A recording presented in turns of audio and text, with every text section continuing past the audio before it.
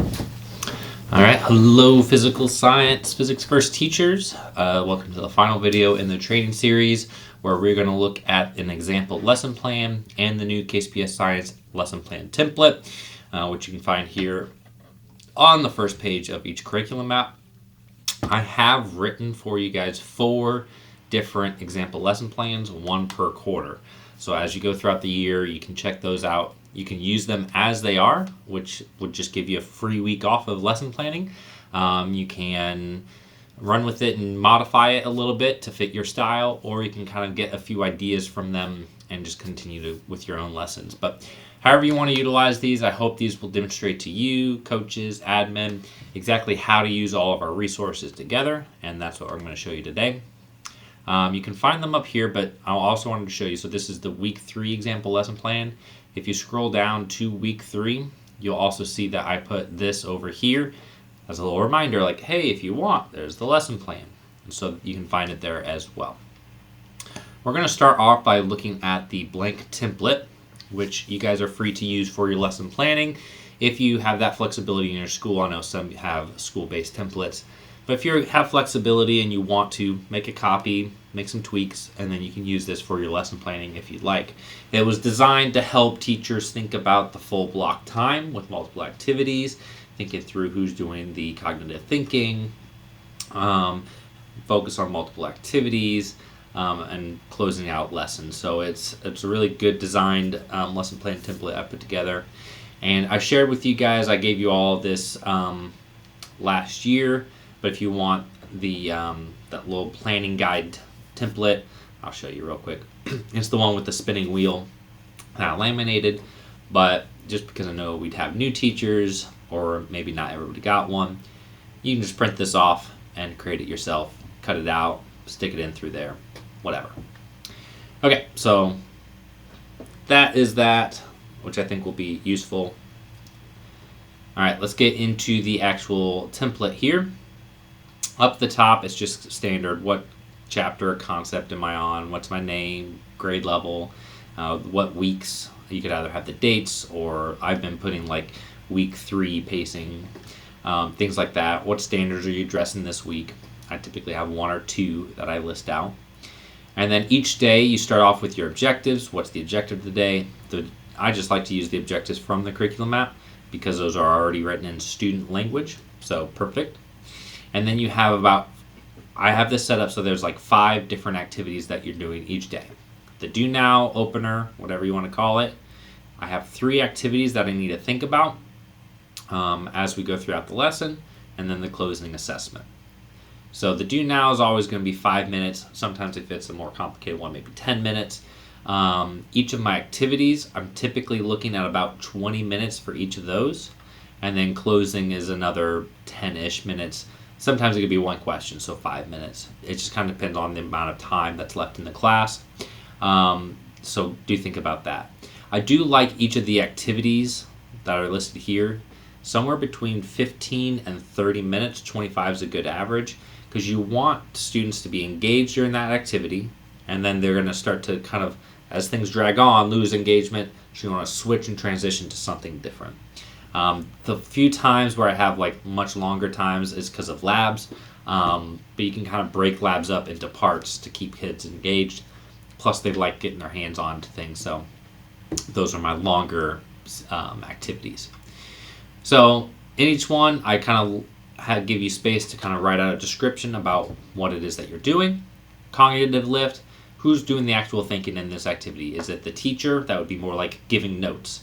Is it a bit of a mix? So that would be an activity where the teacher might be reading and explaining things, but then calling on students to answer questions. That might be a mix.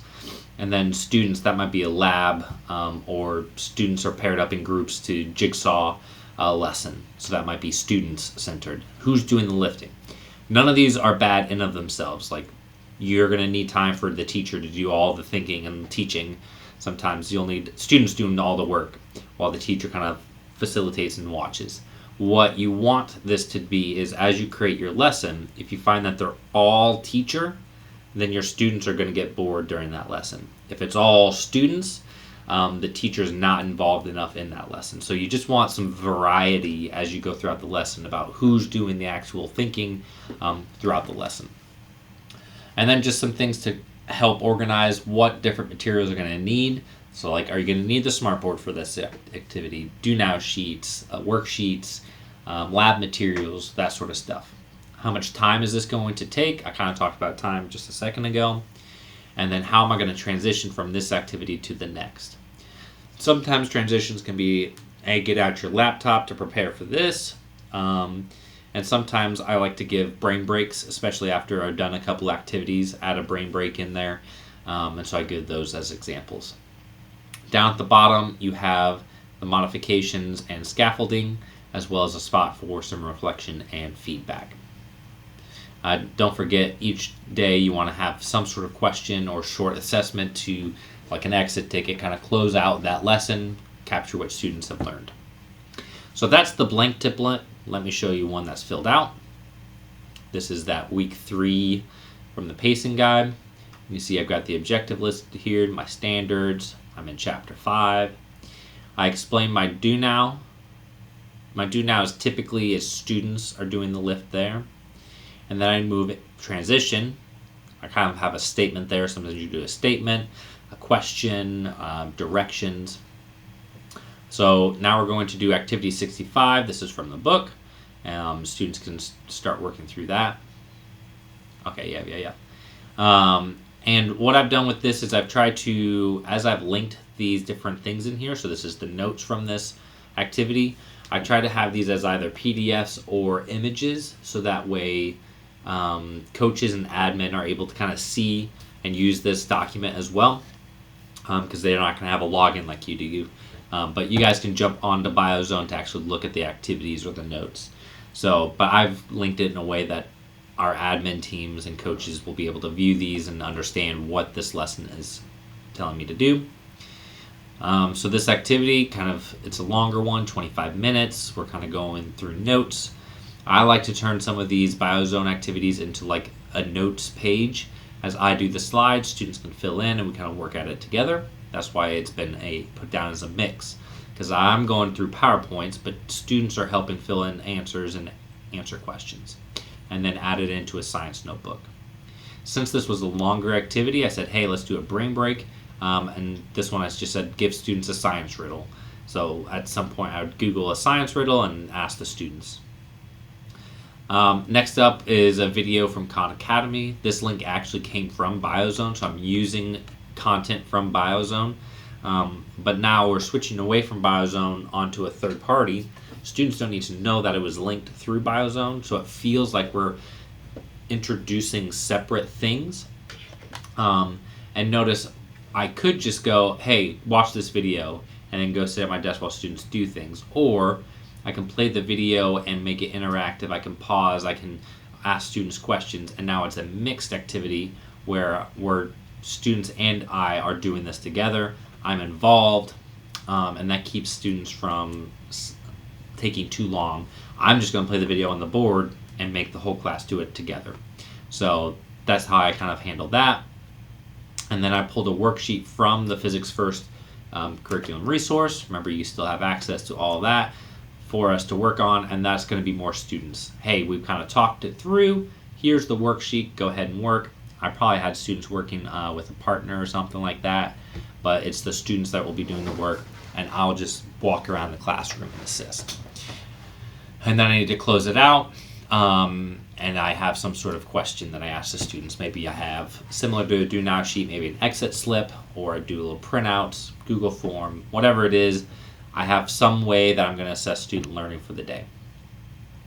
And then for each of the example lesson plans, I also have like a reflection feedback for, because sometimes I have like an idea or a theme that I'm doing with the lesson plan. So read this as you utilize these so you can kind of see what I was trying to demonstrate in the example lesson plan. And then your days just repeat with more activities like that. Notice I'm incorporating BioZone. You saw that I used some online links. We're using the Physics First for stuff, Nearpod, here's Gizmo. So you see how all of these are coming together, and it doesn't feel like students are just doing activity, like all from one resource. It's fully integrated. We're switching around what we're doing so students are engaged the entire time. That's really what I kind of want to demonstrate with these. So, okay, with all that being said, that kind of demonstrates the example lesson plan. The way I'm doing that, the way I like to create those is I have my curriculum map open. So this was where I was at. I'm able to see, here are some videos that I've got. Here are my gizmos and FET. Here's my nearpodstudy.com. I'll have BioZone open. I'll even have the teacher's edition here looking at the different activities. So I have everything easily ready and available. And then I'm kind of thinking through each day, what do I want to do? Generally starting with the top activity and working my way down, but sometimes I might skip an activity. I think on here, some of these, the math was a bit high. That's where I would switch over to the physics first or find something different. So that's where you're just using all your resources. How do I create a lesson that is my style? And I think all of this lends itself to that. So that's all I really want to share with you guys today. I hope you find these example lesson plans useful, and good luck, and I'll see you around.